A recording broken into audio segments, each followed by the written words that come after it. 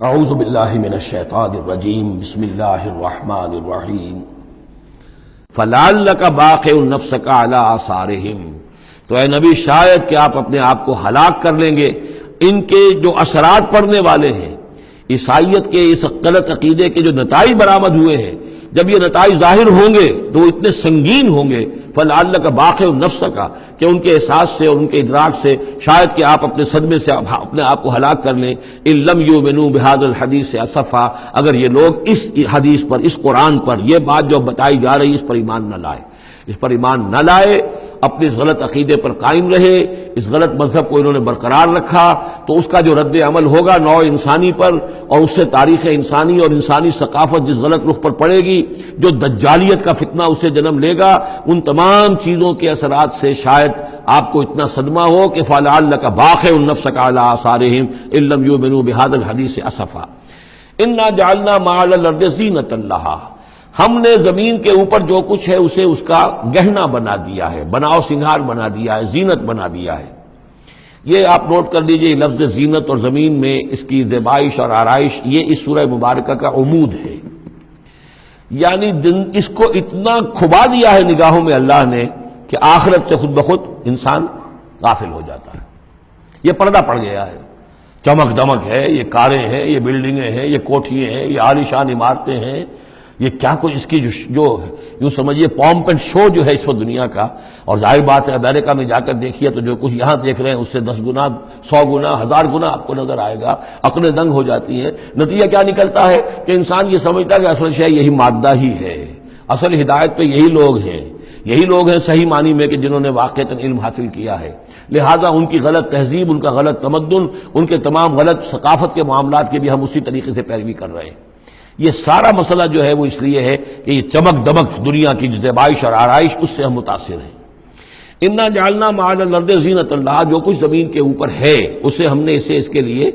بناؤ سنگھار بنا دیا، لنبلوہم، تاکہ ہم آزمائیں ان کو، ایہم احسن عملا، کون ہے ان میں سے اچھے عمل کرنے والا۔ یعنی اب یوں دیکھیے وہ شعر جو ایک ہے، اگرچہ ذرا تھوڑا سا شان باری تعالیٰ کے اعتبار سے تو شاید اتنا مناسب نہ ہو، لیکن یہ کہ مفہوم کو ادا کرتا ہے کہ رخ روشن کے آگے شمع رکھ کر وہ یہ کہتے ہیں ادھر آتا ہے دیکھیں یا ادھر پروانہ جاتا ہے۔ ایک طرف ذات باری تعالیٰ ہے اور ایک طرف یہ دنیا ہے، اس کی چمک دمک ہے۔ اب یہ پروانہ جو ہے یہ انسان، اس کا امتحان ہے، آیا یہ اللہ اور آخرت کی طرف جا رہا ہے یا دنیا کی طرف اور دنیا کی زیبائش اور آرائش کی طرف جا رہا ہے۔ جو زیبائش اور آرائش کی طرف چلا گیا وہ گیا، وہ تباہ و برباد ہو گیا، فقط خسر خسرانا مبینا۔ اور جس نے اس دنیا کی زیبائش اور آرائش اس سے منہ موڑ کر وہ جو حقیقت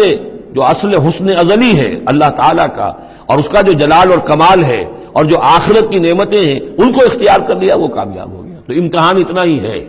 کہ رخ روشن کے آگے شمع رکھ کر وہ یہ کہتے ہیں ادھر جاتا ہے دیکھیں یا ادھر پروانہ آتا ہے۔ وَإِنَّا لَجَاعِلُونَ مَا عَلَيْهَا صَعِيدًا جُرُزًا، اور یہ کہ جو کچھ بھی اس پر ہے ہم ایک وقت آئے گا کہ اس کو بنا کر رکھ دیں گے جیسے کہ میدان جس میں سے کہ فصل کاٹ لی گئی ہو۔ جب قیامت ہوگی کیا ہوگا یہاں پر، اسی زمین کو نہ یہاں پہ کوئی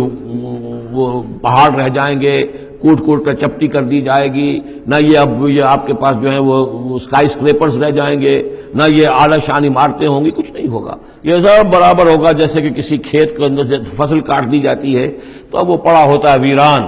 وَإِنَّا لَجَاعِلُونَ مَا عَلَيْهَا صَعِيدًا جُرُزًا، ہم اسے کر کے چھوڑیں گے ایسا کھیت کہ جہاں پر چورا پڑا ہوا ہو، صرف بچا کھچا جو ہے وہ اس کا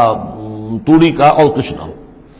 ام حسبت ان اصحاب الکہف والرقیم کانوا من آیاتنا عجبا، اب یہاں سے اصحاب کہف کی بات شروع ہو رہی ہے، کیونکہ پوچھوایا تھا یہودیوں نے اصحاب کہف کون تھے۔ کیا تم سمجھتے ہو کہ اصحاب الکہف والرقیم، رقیم جو ہے ان کی تختی تھی ایک جس کے اوپر ان کے حالات لکھ کر، جو ان کے ایک جو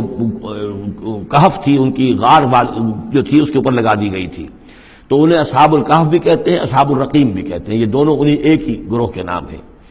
کیا وہ تمہارے خیال میں ہماری بڑی عجیب آیات میں سے تھا؟ یعنی واقعتاً بات تو غیر معمولی تھی، لیکن حقیقت میں ہمارے ہاں تو ہماری تخلیق میں، ہماری صنائی میں اس سے ہزاروں گنا زیادہ عجیب باتیں ہوتی ہیں۔ ہمارے لیے تو وہ کوئی شے ہے ہی نہیں کسی بھی درجے میں، تم سمجھتے ہو کہ شاید وہ بہت بڑی بات ہے۔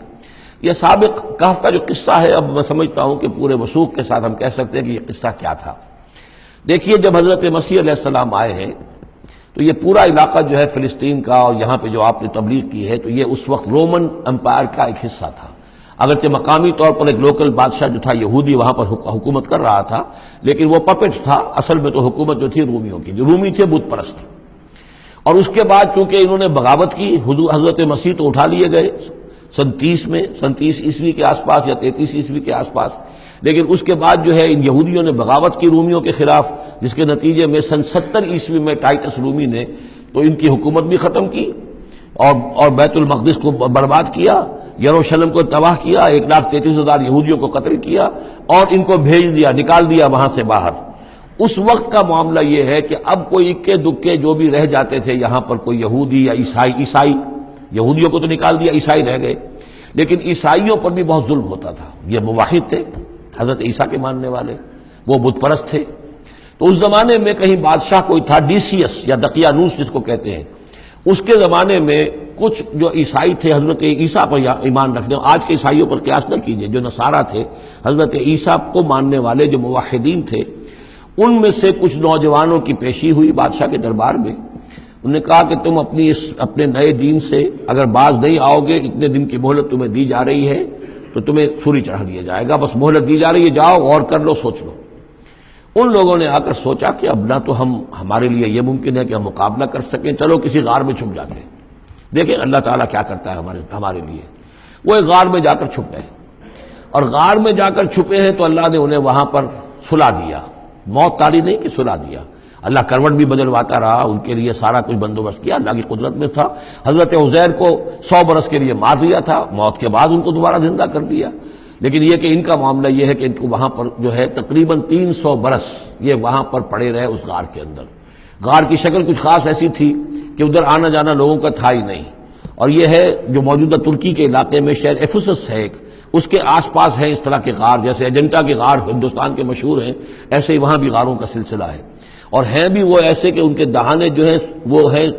شمال کی جانب، تو دھوپ ان میں براہ راست نہیں جاتی، صرف یہ کہ ریفلیکٹڈ لائٹ تو آتی ہے لیکن یہ کہ براہ راست دھوپ نہیں جاتی. تو ایک طرح کا اندھیرا سا اس کے اندر، ٹوائی لائٹ جسے آپ کہہ لیں، وہ رہتا ہے سارا دن. وہاں پر یہ 300 برس تک سوتے رہے. اس 300 برس کے عرصے میں یہ ہوا